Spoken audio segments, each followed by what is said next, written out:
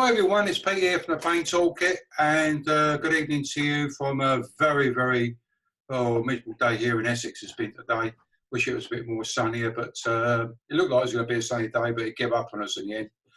But I'm doing another Pain Toolkit interview this evening with a physiotherapist called Alan Taylor. Good evening to you, Alan, and can you give us a weather report in your area?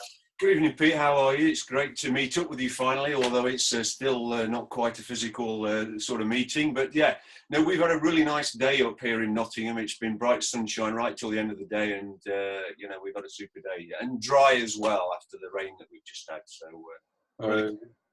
you've had a better day than us to start with a bit of drizzle. Anyway, enough of the weather forecast. Alan, tell the viewers, what do you do there in Nottingham? I've been a physiotherapist for a number of years, more years than I care to count these days. I suppose I started off in the NHS, then I moved into private work. I've done a lot of work in sport. I did a lot of sport myself, spent 3 years as a professional cyclist, and I rode the Tour of Britain a few years ago, a lot of years ago actually. My other role is as an expert witness, and we might come on to that a little bit later on. That's where I get to look at, I suppose, medico-legal cases where something's gone possibly wrong with management, and there's been an adverse event of some kind. And I suppose that's one of the sort of key contacts I get. With sort of patient narratives in one way. With regard to clinical work, I still do a consultancy where I see particular types of patients. I've got a special interest in hemodynamics. Lots of folks will know me for that. So I look at people who've got blood flow problems, particularly affecting the neck and the head. And it started actually in the lower limb. We were looking at lower limb problems in sports and cycling in particular. So that's sort of one part of that. Then moving into education, that's probably been the last 7 or 8 years now. I've been at the University of Nottingham, and pretty much nowadays trying to teach students how to manage all sorts of different patients, from your persistent pain ones through to your perhaps more acute or subacute sort of injuries and things like that as well. And that's the musculoskeletal part. And then we've got the sort of the bigger part nowadays with the sort of managing the health and the physical activity and the sort of comorbidities that we're seeing increasingly with patients, because that's becoming a major part of our thinking and our work with regard to how to deal with the sort of health and well-being, I suppose, of the populace, really. And that's, I think, becoming an increasing part of a physiotherapist's job. So I think I'm just trying to make sense of this maze of information here in Nottingham and trying to put some of it across to our students as best we're able. What's when you say I know when people come to the university to learn about physiotherapy and stuff like that, are they quite surprised that they're having to learn about the self-management aspect of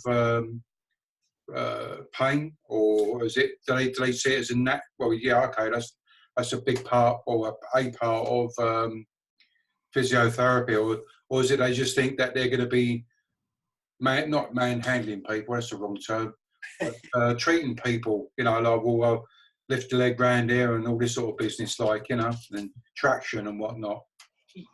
Yes and no, I think, is the answer. I think increasingly our students are coming in, even at interview, with a sort of slightly wider view of health and well-being and injury and, sort of dysfunction.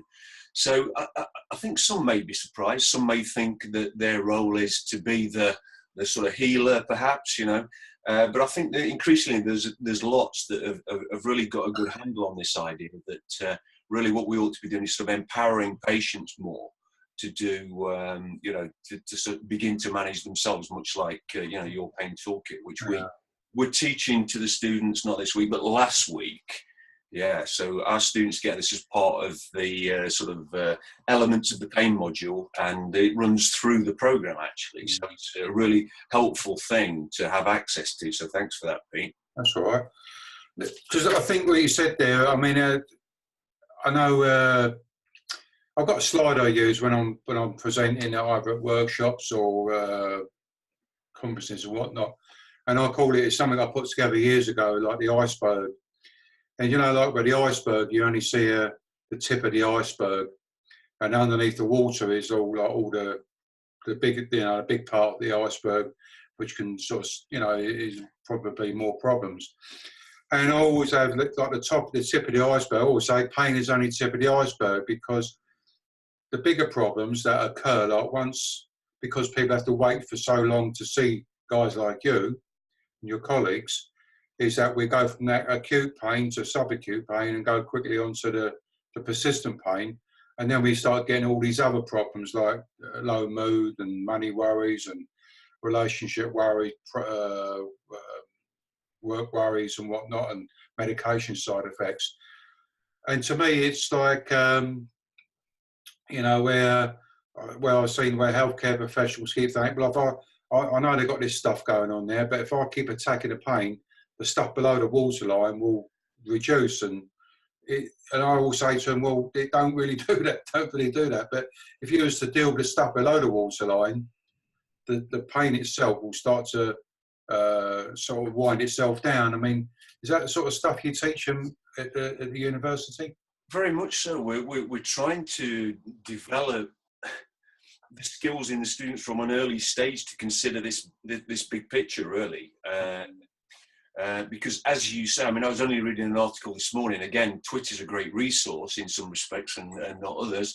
That pertain to exactly what you were just talking about, the sort of the mood, the depression, the social costs, the impact on work, or maybe not being at work, and all of those different things that seem to affect people when they get involved in these sort of you know, persistent and ongoing pain situations. So I think increasingly we're just trying to sort of, I don't know whether it's the, you know, which way around it should be, but basically I think it just all needs to come into the pot, basically. And the sooner students get exposed to that, I think the better, because then they can begin to think, well, is this a really important thing or isn't it? And that's what we try to develop in them, is the ability to have some critical thinking. So we don't tell them this is how you do it. We say, these are some things that you should consider. Right. You know, here's a little bit of research and here's some more research. And that's kind of how it looks, really, because we don't have all the answers, and that's something we're acutely aware of. Yeah. Well, I'll tell you what, I did see a bit of traffic with you and recently, and it was on this thing about ergonomics, which the only bit of ergonomics I know is about, you know, when I was, I don't know, I was going back to work and they had to say, well, this is how you sit at the, if I got it wrong, tell me, Alan, but how I should sit at my desk and how high should a seat be, or should I have a standing table and stuff like that. I mean, that's, to me, that seems quite common sense, really, because it's no point if you've got someone with a dodgy back and they've got a wrong size table, a work surface, or they've got to lean over or whatever. That's only, you know, all the good work that you've done and they've done, and they come back into a work environment where it's going to increase your problems. I mean, what's the spin on that with this ergonomics business and whatnot? Well, it's all started with a paper. It was just a newspaper article that came out, the Sydney Morning Herald in Australia, and where Chris Mayer and your mate Pete O'Sullivan and one or two others were passing comment on the probably the poor level of science behind all these ergonomic principles, which technically I was in agreement with. But as you say, from a patient's perspective, you know, maybe having the ability to, you know, sort of change position or do this or do that might be to your advantage if you've got discomfort. But I just really, all I asked for was one of the things they'd said as part of this, you know, poor science, lack of supporting evidence, etc., was that, you know, some of the ergonomic principles that were being suggested were kind of harmful to patients. And in fact, there was one quotation that pertained to them being dangerous to patients. Now, I suppose I come from one particular end of the spectrum, because I deal with medico-legal cases where we see actual material cases of harm. So by that, I mean, I'm probably looking at cases where we see maybe stroke, maybe death, or even loss of limb, you know, and they're really obvious, demonstrable sort of cases of harm that you can sort of see and quantify. And so I was interested to know what this harm was, and I thought I got an idea up to a point, and I think it was I think they were pertaining to the fact that it was probably delays to appropriate treatment and things like that, and giving patients the wrong impression about certain things that they may do or not do.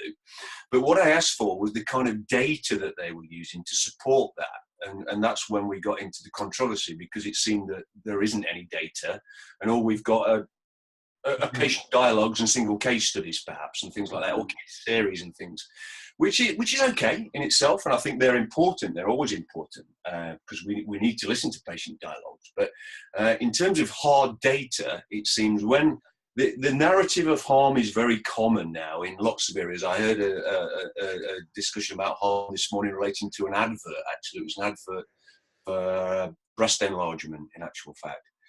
Which rather weirdly came out during a particular program on TV, and there was a suggestion this morning that was harmful to sort of mental health of teenagers.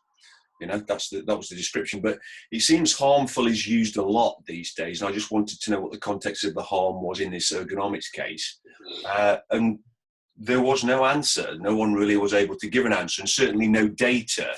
And it ended with Chris Mayer rather weirdly blocking me on Twitter because I asked the question, and he wasn't able to answer at the end of the day. So that's the story, Pete, as far as I can give it from my perspective. Okay. Because from an outsider point of view, I was a bit in a foggy sort of area, but to me, it's all about knowledge. To me, it's what can I learn from that?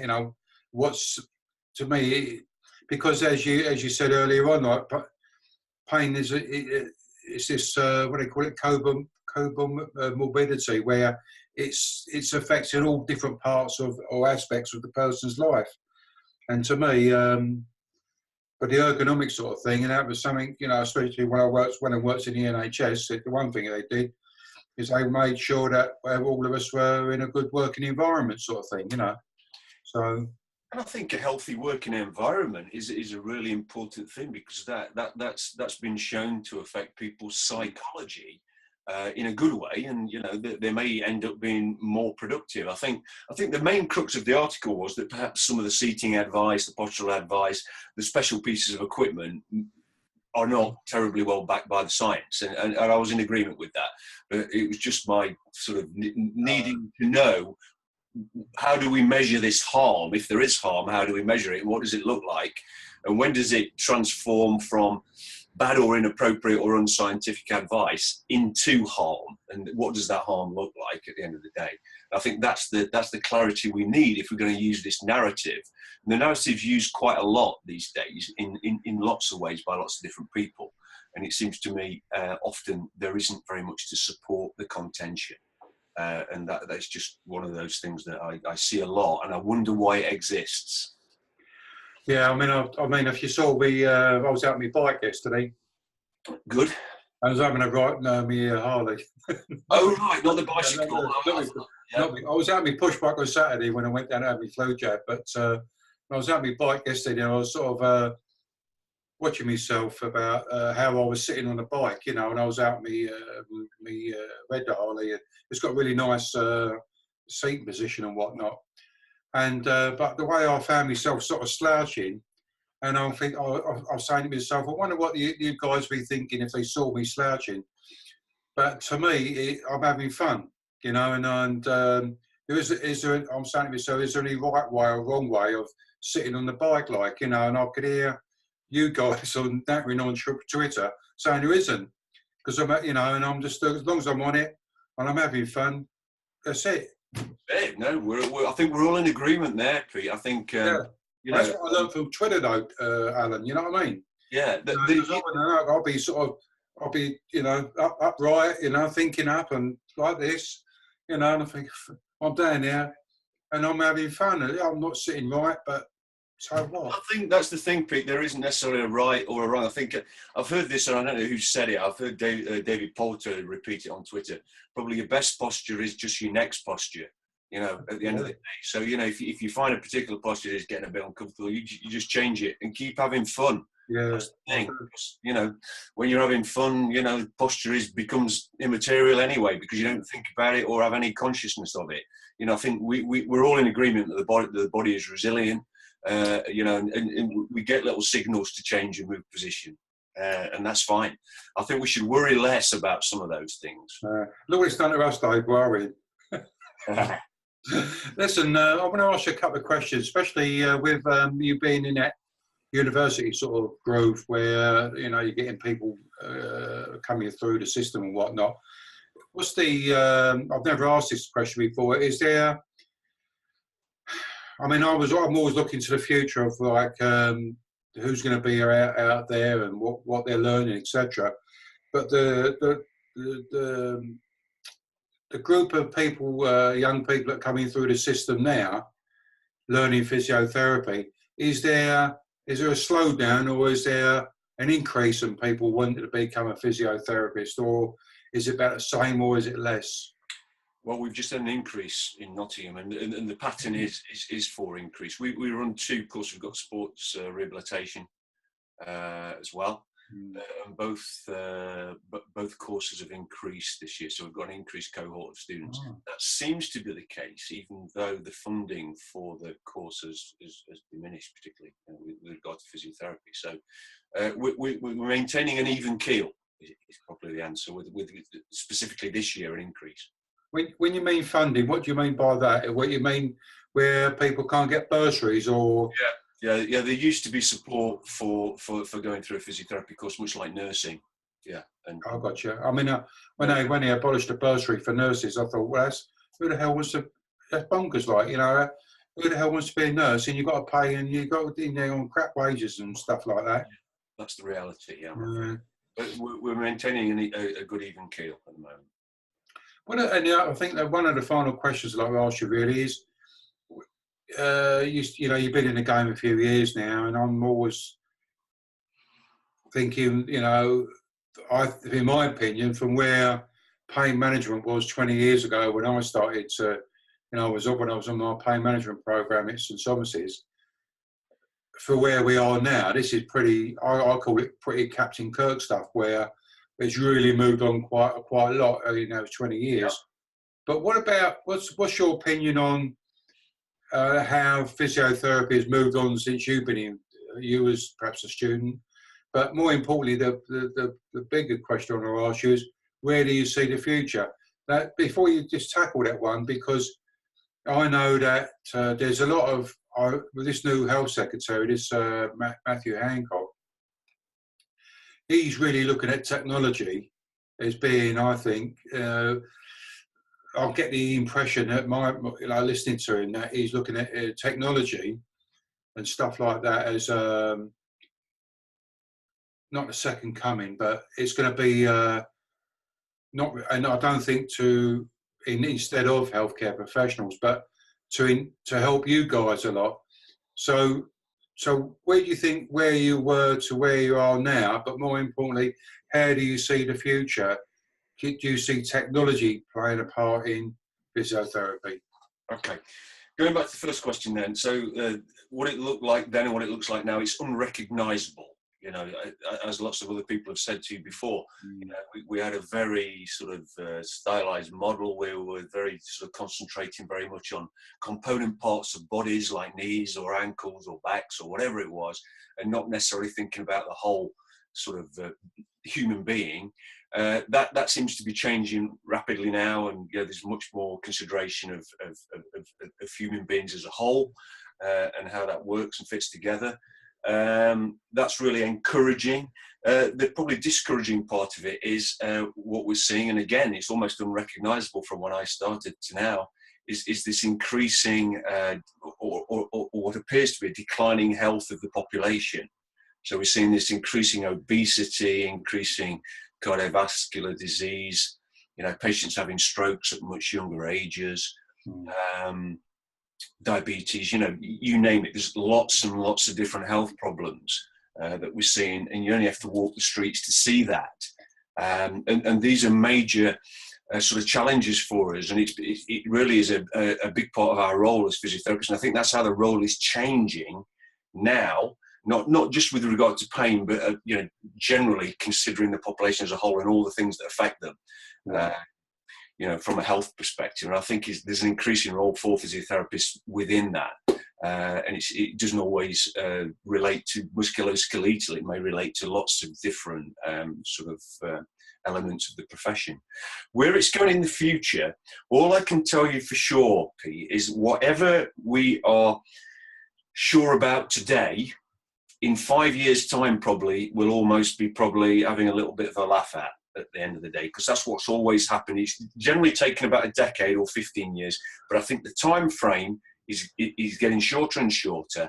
And whatever we've got this really fierce belief in today, in 5 or 6 years' time, we'll be wondering why we were thinking like that. Because I think you're right, technology is going to come in and things are going to change. And, you know, we've got certainly, you know, there's all sorts of different things, from robotics through to virtual reality, through to, you know, you name it, there's lots of different things coming in right now. And I think they are, you know, artificial intelligence, they're all going to change the way we do things.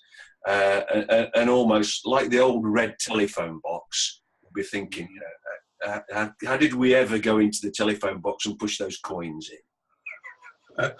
Yeah. Yeah, it's really, yeah, you put it in perspective there. I was over in, the week before last, I was over in Holland at the Games for Health conference there, and I loved it. It's because there was all people there sort of coming up with ideas on how we get people active. Yeah. Going back to your thing about overeating you know, sort of something this afternoon on Twitter, and I was saying about how do we deal with all this sort of stuff and I think that the food industry's made us, they're our pimps, because they've done so much, the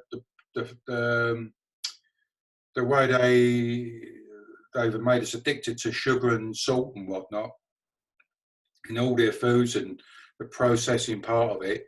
You know, when you do eat something decent, food thing, God, that don't taste right, because there isn't the added sugars and salts and whatnot, you know. Sure.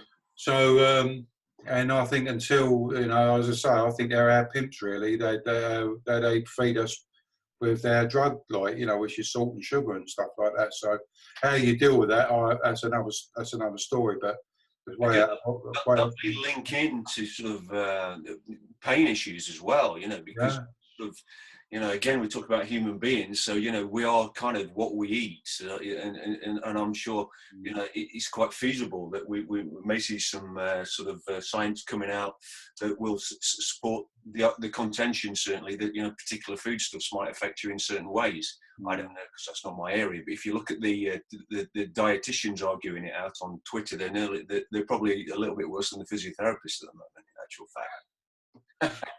Well, go back to, I was saying in Eindhoven, and there was they had a couple of, they had like this big, you know, like the big air balls you get in gyms and stuff like that. Yeah. And that was on like a stand, and you had to push this ball. You had a big screen in front of you, and the ball was going up this hill and whatnot. It's like an animation, I guess. Sure. But what that was geared up with the big ball, and as you got to the steep part of the hill, the actual resistance in the ball got greater. And I was watching them and filming people and stuff like that, and I thought, you know, this is something. It was fun for people to actually get move the ball, which was actually making it move their bodies, their arms, and twisting and stuff like that, and now making it more fun. And I think if we're going to, from my personal point of view and my observations, I think if we're going to get people more active and stuff like that, it's about how can we make activity more fun. Yeah. You know, including sport and perhaps dancing. Absolutely. And stuff like that. I know, because when you say exercise, everybody thinks, you know, well, whip on the lycra and down the gym and all that sort of stuff. And I do that. I haven't got any lycra, by the way. but I'll go down the gym, go down here during the week in the mornings, and that's my way of keeping all my pain levels down and stuff like that. But when I talked about exercise to people that contact me on a daily basis, like, you never hear from them again, like, you know. Yes.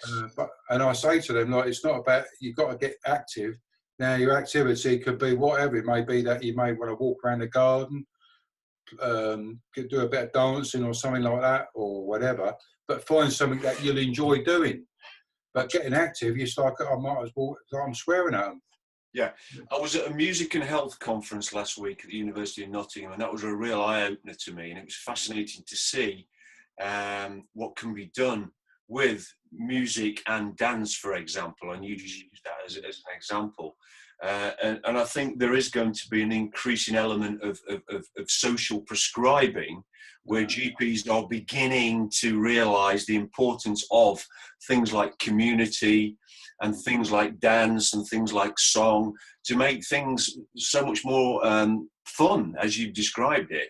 Instead of this idea, oh, it's got to be exercise, oh, it's got to be physical activity, go and have some fun instead. You know, I tend to think of the same thing for kids playing as older age adults, you know, with frailty or whatever it might be, or persistent pain. You know, I think we need to really, really find some inventive ways. And I think that's starting to happen. So that's something we are going to see changing. I think our ideas about these, you know, 3 sets of whatever it might be, 10 or whatever the latest fashion is, you know, it's kind of not working. And I think we need to be much more inventive about how we approach that. And again, that's something that we're trying to incorporate into the education, you know, consideration of those kinds of things. And when we get our students to prescribe exercise, which they do, it's a big part of what they have to do, we really do emphasize the importance of this being something that is attainable for patients, and it's something that patients might be inclined to do, because if they're not inclined to do it because it's not their thing, then they're not going to do it.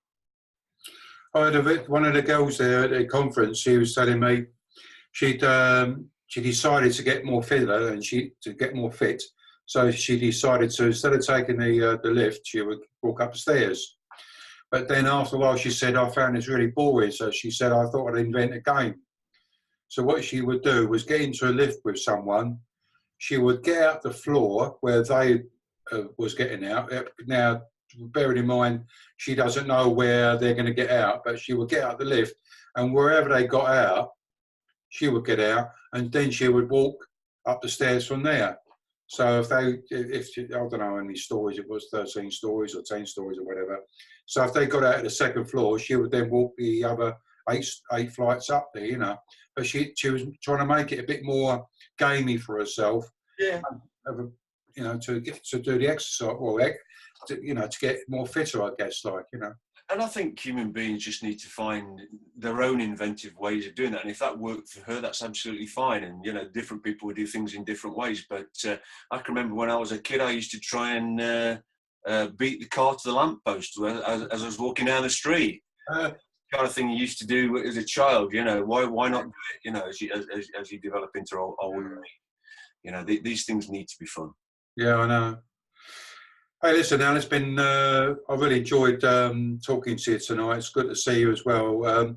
But I'm just can I ask you, what is your, two last questions. What would be your what's your take-home message to your colleagues about pain management for the future? Or have you got a take-home message that you can give your colleagues to enhance them or get them motivated or whatever, for promoting more pain management? I think my take-home message probably is to have more involvement with people like yourself, and we've got Tina, who was at the Ars conference. Yeah.